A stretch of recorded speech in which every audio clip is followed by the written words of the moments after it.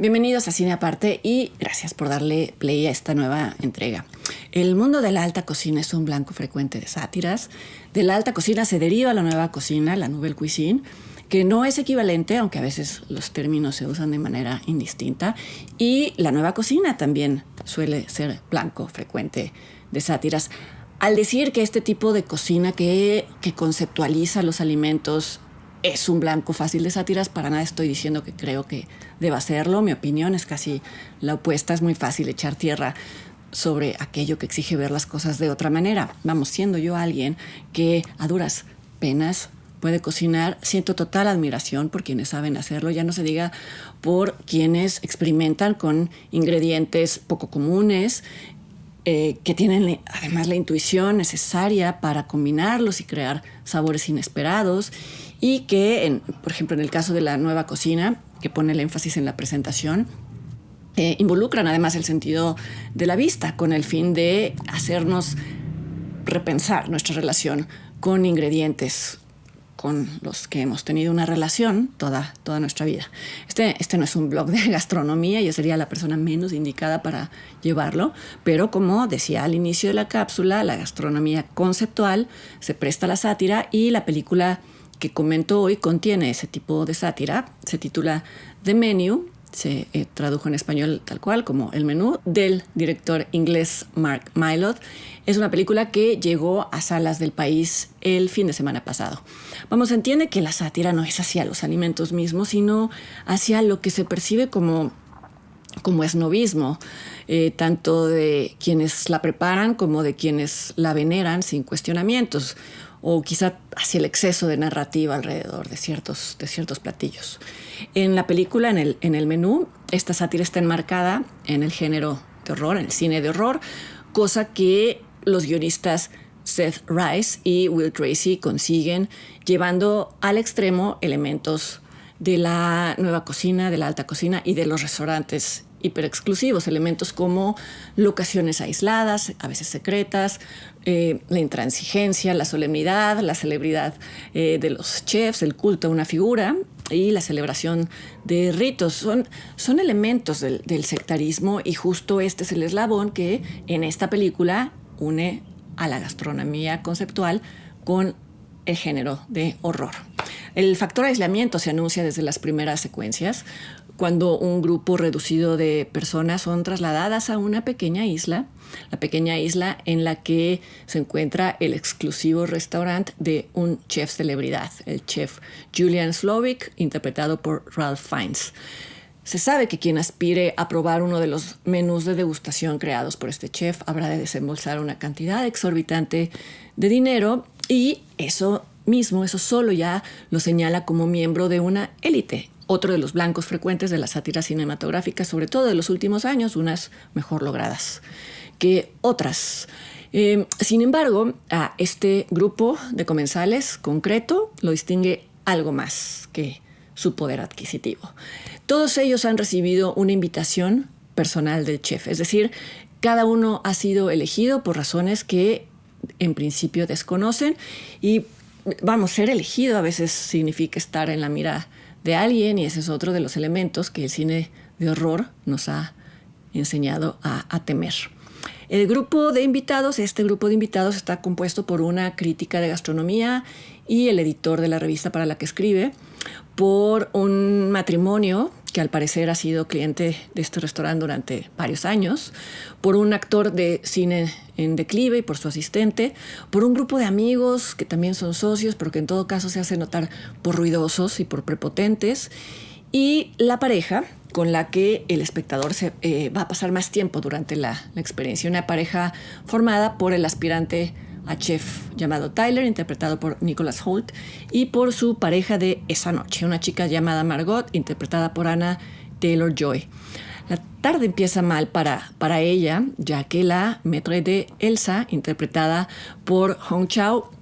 pasa lista a los invitados antes de subirlos al barco y le hace saber a Margot que ella no era la invitada original de Tyler. Más que una indiscreción de Elsa, esto podría entenderse como una agresión, porque pronto nos damos cuenta de que esta mujer no es básicamente amigable, no es alguien a quien le interese que los demás se sientan cómodos en su presencia. Conforme avanza la trama, notamos que su devoción al universo creado por el chef Julian y sobre todo su devoción hacia Julian mismo rayan en lo patológico. Ella es en todos sentidos la cara del adoctrinamiento, y esto a propósito de los paralelos de la gastronomía conceptual con una secta, por lo menos la representada en esta película. Vamos, no es solo que Julian, Elsa, los cocineros y los meseros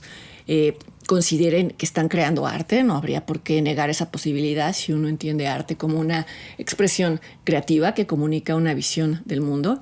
sino que le dan una carga metafísica, una carga casi religiosa, con un Dios al centro, que, si es necesario, llegado el momento, va a exigir sacrificios.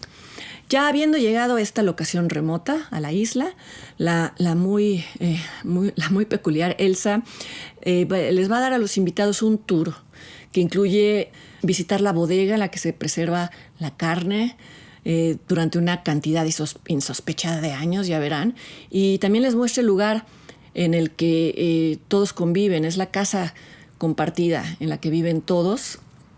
Y estos dos lugares son claves también para establecer el tono de horror. En la bodega, por ejemplo, se ven pedazos de carne colgada y por la reacción de quienes se asoman, pues se respira un olor fétido. Y el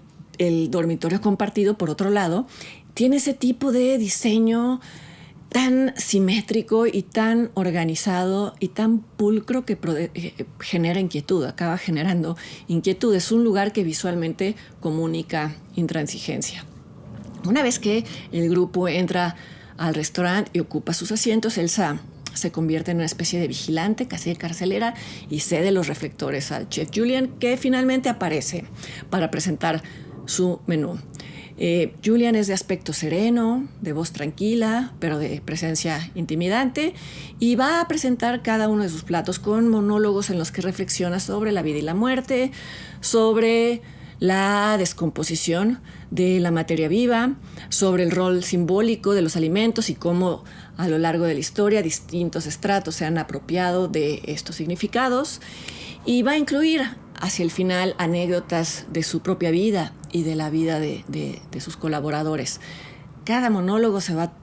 convirtiendo en algo más torcido que el anterior, y por ahí del cuarto plato, tanto los comensales como los espectadores se dan cuenta de que el chef Julian y su equipo son personas desequilibradas y que la cena de esa noche bien podría ser la última cena de todos los presentes ahí. Por más que, por ejemplo, la crítica de gastronomía quiera convencer a los demás y se quiera convencer a sí misma de que todo es un performance y de que el chef ha montado una puesta en escena para acentuar el simbolismo de sus platillos, pronto queda claro que no, que Julian alberga rencores muy profundos y que planea vengarlos a través de su menú.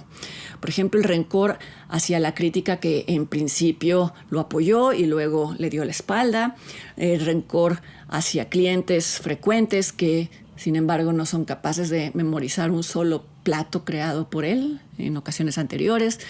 rencor hacia socios o inversionistas que lo han intentado convencer de abaratar sus ingredientes, y en última instancia un rencor a sí mismo por haber dedicado su vida a complacer extraños.